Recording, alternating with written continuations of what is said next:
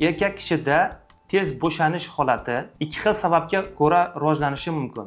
Birinchisi, asab ruhiy faoliyatdagi o'ta qo'zg'aluvchanlik ta'siridan yuzaga kelishi mumkin. Ikkinchisi, organik deyiladi. Aynan o'sha jinsiy olatdagi har xil kasalliklar mexanizmi bo'yicha jinsiy aloqada ereksiya yuzaga kelishi uchun jinsiy olat ichidagi kavernoz tanachalarining ichiga qonning oqishi natijasida ereksiya holati yuzaga keladi. Qonlarning tashqariga chiqib ketmasligini ta'minlovchi olat ustida maxsus oqsil parda bo'ladi. Aynan shu oqsil parda to'raga kengayish natijasida olat ichidagi qonni tashqariga chiqishiga yo'l qo'ymaydi. Pardaning tortilishi hisobiga olat ichidan chiquvchi venalar siqilib, ma'lum bir vaqt davomida qon tomirlarining kengayishi natijasida ereksiya holatini saqlab turadi va bu bosh miyadan kelayotgan qo'zg'aluvchanlik reflekslariga munosib ravishda qanchadir vaqt davomida turib beradi. Bosh miyadan signallar kelishi to'xtagandan keyin boyagi oqsil parda bo'shashib, ereksiya yo'qolishiga olib kelishi mumkin. Olatdagi har xil kasalliklar,